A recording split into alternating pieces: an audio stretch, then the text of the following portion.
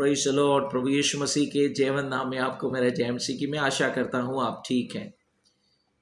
हम में से अधिकतर लोग परमेश्वर के वचन से प्रेम करते हैं और हम हर दिन परमेश्वर के वचन को पढ़ते हैं, परमेश्वर के वचन का मनन करते हैं।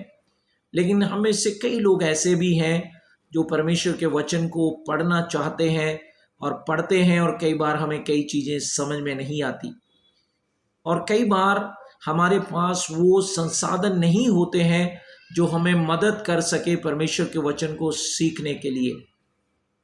और कई बार इन चीज़ों के कारण परमेश्वर के वचन को सीखने में हम पीछे रह जाते हैं।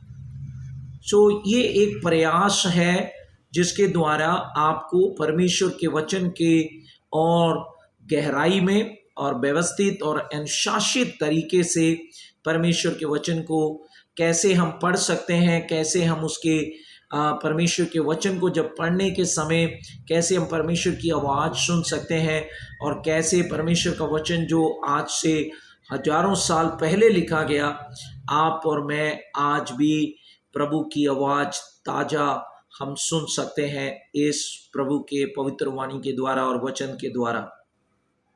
बाइबल में 66 किताबें पाई जाती हैं। बाइबल कई किताबों का संग्रह है। बाइबल 2 भागों में बांटी हुई है, पुराना नियम और नया नियम। पुराना नियम जिसमें 39 किताबें पाई जाती हैं, और नया नियम जिसमें 27 किताबें पाई जाती हैं। बाइबल लगभग 1600 साल लगे इस बाइबल को पूरा करने के लिए।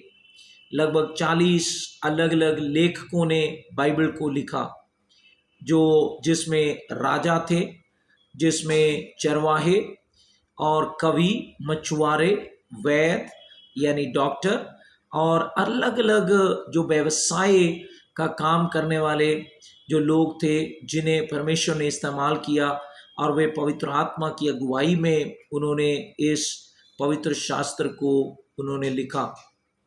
क्योंकि बाइबल बताती है, 2 तीमुथियुस 3 अध्याय उसकी 16 आयत में हम पढ़ते हैं, सारा पवित्र शास्त्र परमेश्वर की प्रेरणा से लिखा गया।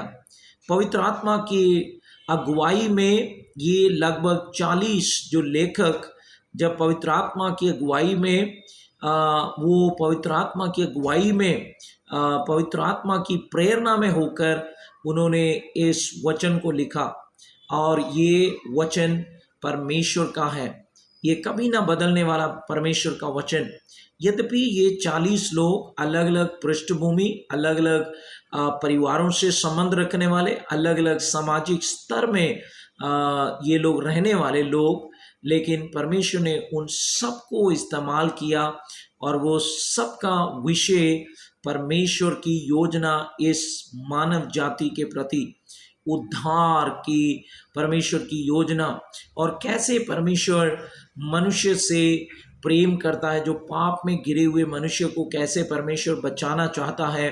उद्धार की उस कहानी को हम बाइबल में शुरुआत से अंत तक पाते हैं। कैसे परमेश्वर ने मनुष्य को रचा, और कैसे मनुष्य पाप कर कर परमेश्वर की उपस्थिति से दूर हो गया, और उसके बाद परमेश्वर ने जो व्यवस्था के समय में एक जो नियम, एक विधि ठहराई कि कैसे एक पापी परमेश्वर के पास आ सकता है, और वो प्रक्रिया आगे बढ़ती गई, और बाइबल बताती है अंत में परमेश्वर ने अपने पुत्र प्रभु यीशु मसीह को भेजा, जो आपके और मेरे लिए सलीब पर, क्रूस पर बलिदान होकर उसने हमें जीवन दिया। परमेश्वर के वचन को सिर्फ सुनना ही काफ़ी नहीं, परमेश्वर के वचन को स्वयं जानना बहुत ज़रूरी है। क्योंकि आज हम एक ऐसे समय में आ गए हैं, या ऐसे समय में आप और मैं रहते हैं, जहाँ परमेश्वर के वचन को तरोड़ मरोड़ कर, परमेश्वर के वचन को कई बार अधूरा लोगों के सामने प्रस्तुत किया जाता है। ऐसे समय में हमें स्वयं परमेश्वर के वचन को पढ़ने की ज़रूरत है, और परमेश्वर के वचन को जानने समझने की ज़रूरत है, और परमेश्वर क्या कहता है हमें स्वयं खुद उसे सुनने की ज़रूरत है। परमेश्वर के वचन को जब हम पढ़ेंगे और जब हम पढ़ते हैं तो परमेश्वर आपसे और मुझसे बात करता है। पुराने नियम में 39 किताबें हैं। उत्पत्ति से व्यवस्था विवरण तक की जो 5 किताबें हैं, उत्पत्ति, निर्गमन, लेवीय व्यवस्था, गिनती और व्यवस्था विवरण, ये 5 किताबों को पंच ग्रंथ या उन्हें व्यवस्था की किताबें भी कहा जाता है। उसके बाद यहोशू की किताब से लेकर एस्तेर तक की किताबें, जो 12 किताबें हैं, उन्हें ऐतिहासिक किताबें कहा जाता है या इतिहास की किताबें कहा जाता है। उसके बाद अय्यूब की किताब से लेकर श्रेष्ठ गीत जो सुलेमान के द्वारा लिखा गया, उन 5 किताबों को कविताओं की या बुद्धि की किताबें कहा जाता है। और उसके बाद यशाया से दानियल तक की जो 5 किताबें हैं, उन्हें बड़े नबी, और होशे से मलाकी की किताब तक जो आखिरी किताब है, 12 किताबें हैं होशे से मलाकी, उन 12 किताबों को छोटे नबी कहा जाता है। ये 5 विभाजन हैं पुराने नियम की किताबों के। उसी प्रकार नया नियम में भी मत्ती रचित सुसमाचार से यूहन्ना रचित सुसमाचार, पहली जो 4 किताबें हैं, मत्ती, मरकुस, लूका, यूहन्ना, उन्हें सुसमाचार कहा जाता है। उसके बाद प्रेरितों के काम की किताब है जिसे ऐतिहासिक किताब कहते हैं। और उसके बाद रोमियों की पत्री से लेकर आप इब्रानियों की पत्री तक की जो किताबें हैं, उन्हें पत्रियां कहा जाता है। यद्यपि बहुत सारे बाइबल के विद्वान मानते हैं कि इब्रानियों की पत्री शायद पौलुस ने नहीं लिखी, और अन्य जो 13 पत्रियां हैं रोमियो से लेकर फिलेमोन की पत्री तक, वो पौलुस के द्वारा लिखी गई। और इब्रानियों की पत्री का लेखक कौन है, इसमें बाइबल के विद्वानों का आज भी सहमति एक दूसरे के साथ नहीं है। और उसके बाद याकूब की पत्री से लेकर जब आप यहूदा की पत्री तक जो 7 पत्रियां हैं, उन 7 पत्रियों को याकूब, पहला पत्रस, दूसरा पत्रस, पहला यूहन्ना, दूसरा यूहन्ना, तीसरा यूहन्ना, और उसके बाद यहूदा की पत्री, ये 7 पत्रियों को सामान्य पत्रियां करके कहा जाता है। और उसके बाद प्रकाशित वाक्य की किताब जो आखिरी किताब है, उसे भविष्यवाणी की किताब कहा जाता है।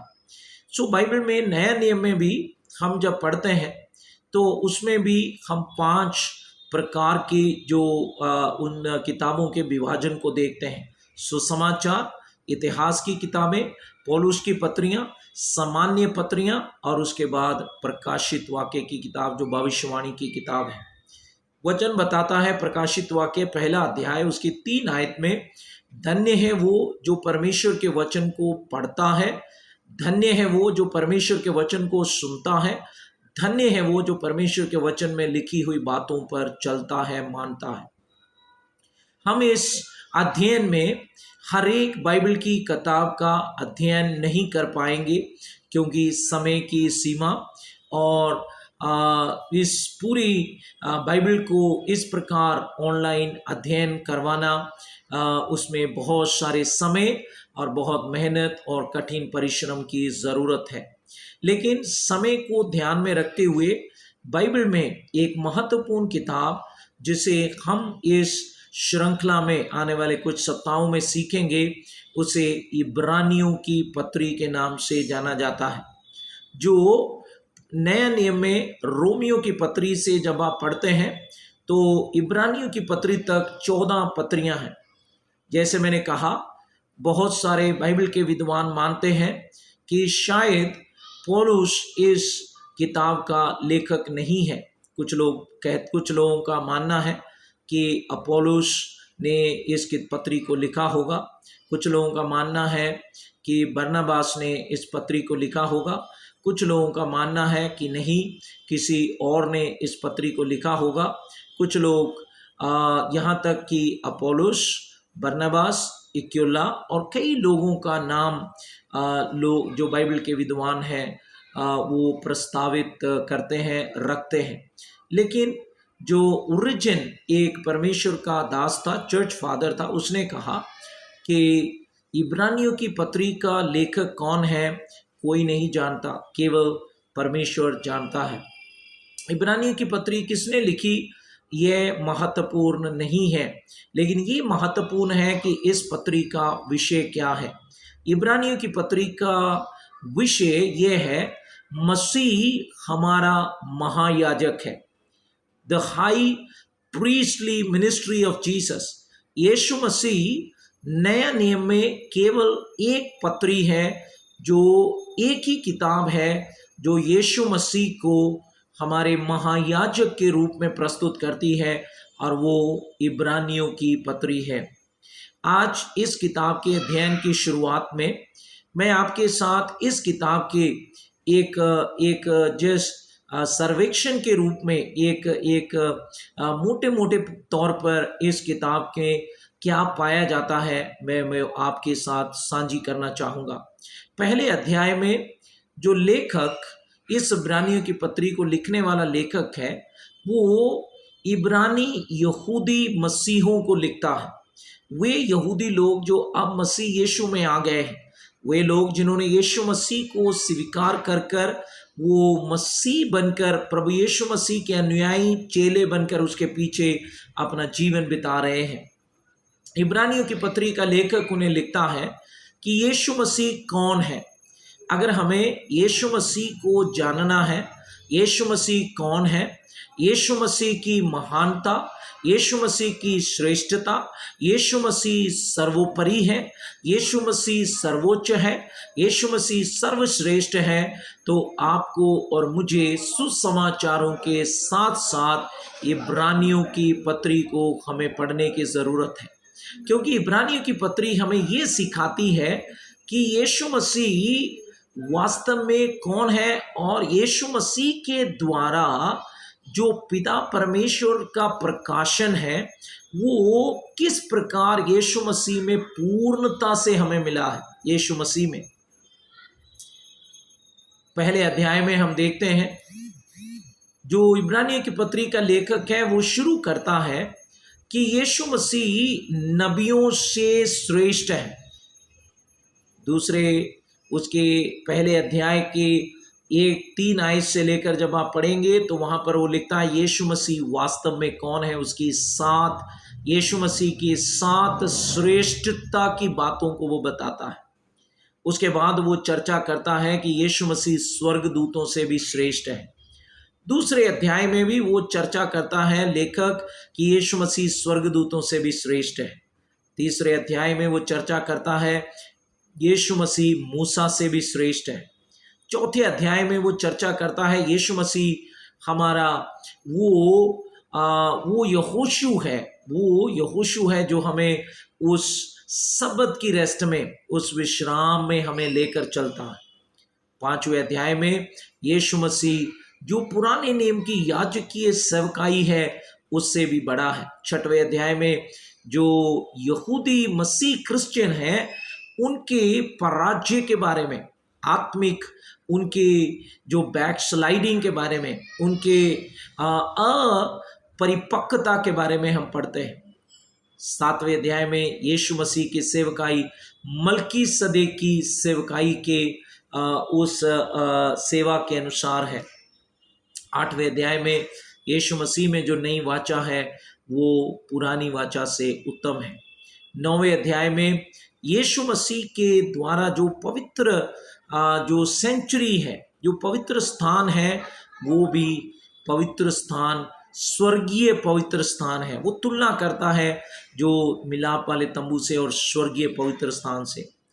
10वें अध्याय में वो तुलना करता है उस बलिदान की जो यीशु मसीह का है और जो पुराने नियम में जो जानवर बलिदान किए जाते थे मनुष्य के पाप के हरण के लिए। और 11वें अध्याय में वो विश्वास के योद्धाओं के बारे में बताता है। 12वें अध्याय में वो बताता है कि हम एक दौड़ में हैं और हमें कैसे इस दौड़ को दौड़ना है।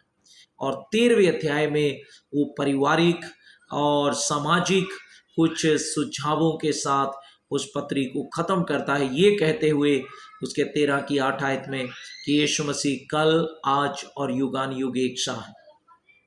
इब्रानियों की पत्री एक महत्वपूर्ण पत्री है। क्यों? क्योंकि इस पत्री में हम यीशु मसीह की महानता, यीशु मसीह की श्रेष्ठता, यीशु मसीह वास्तव में कौन है, अगर हमें समझना है तो हमें इब्रानियों की पत्री ज़रूर पढ़ना होगा, हमें ज़रूर उसका अध्ययन करना होगा। तो आज सिर्फ मैं उसकी पहली आयत को उसके ऊपर कुछ समय चर्चा कर कर फिर हम प्रार्थना के साथ बंद करेंगे आज के अध्ययन को। लिखा है, प्राचीन काल में परमेश्वर ने नबियों के द्वारा पूर्वजों से बार बार तथा अनेक प्रकार से बातें की।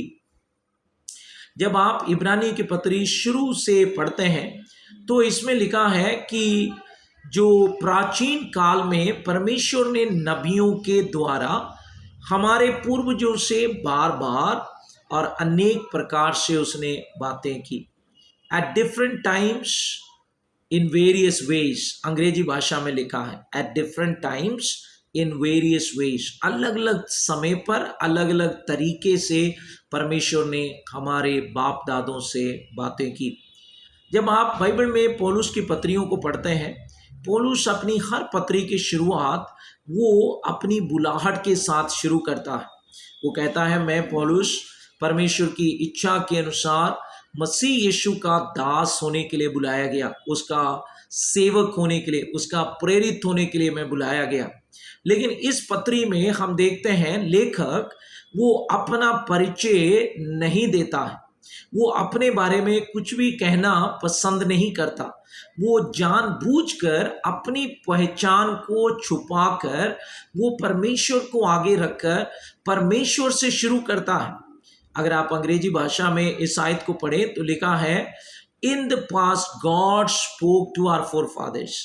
परमेश्वर वहां पर विषय है, परमेश्वर के साथ वो इस किताब की शुरुआत करता है, आरंभ करता है। परमेश्वर यहाँ पर परमेश्वर वो है जो पुराने समय में हमारे बाप दादों से नबियों के द्वारा बात करता था। परमेश्वर अलग अलग समय पर अलग अलग तरीके से उसने हमारे बाप दादों से बात की।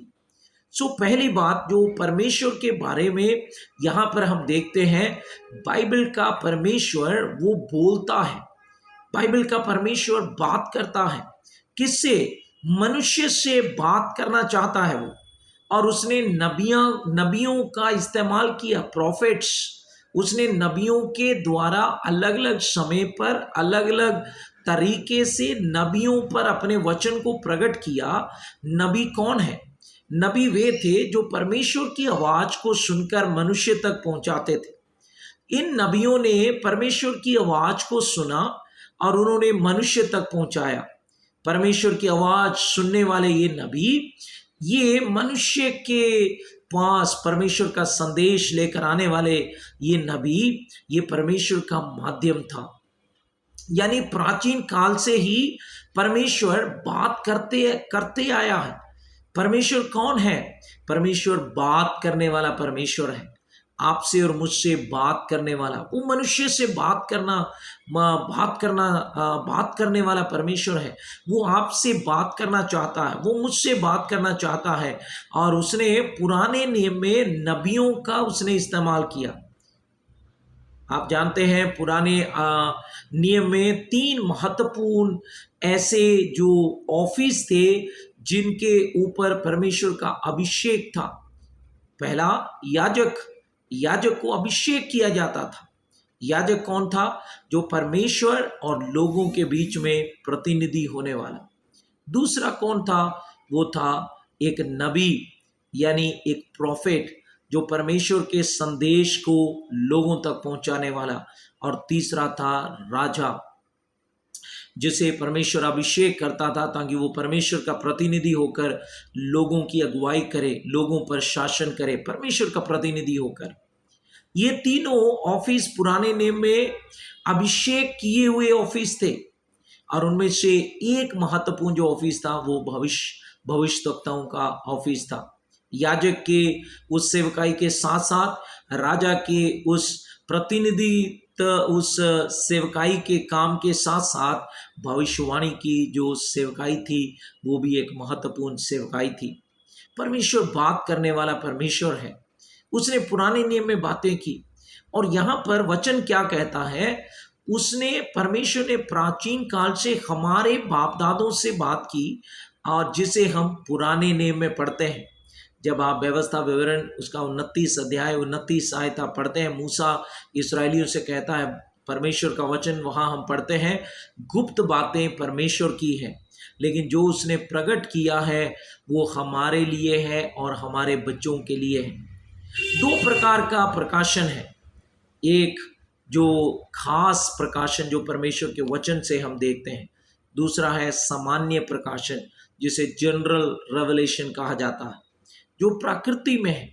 जब हम चारों ओर सृष्टि देखते हैं तो हम देखते हैं इसे कोई ना कोई बनाने वाला है, क्योंकि इब्रानियों की पत्री 3 अध्याय के 3 आयत में इस प्रकार लिखा है, जैसे हर घर को बनाने वाला एक व्यक्ति मिस्त्री है, उसी तरह सारी चीज़ों को बनाने वाला एक परमेश्वर है।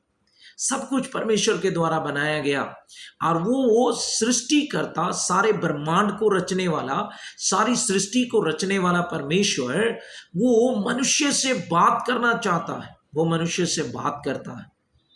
क्यों वो बात करता है? क्योंकि वो आपसे और मुझसे प्रेम करता है। वो आपसे और मुझसे प्रेम करता है और इसलिए वो बात करता है।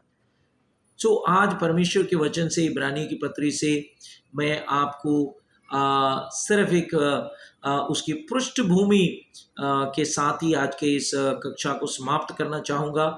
लेकिन अगली कक्षा में जब हम आएंगे उसमें हम सीखेंगे कि परमेश्वर जो बात करने वाला परमेश्वर है, क्या उसने अतीत में बात कर हमें बात करना बंद कर दिया है, या उसने इन अंतिम दिनों में भी हमसे बातें की है।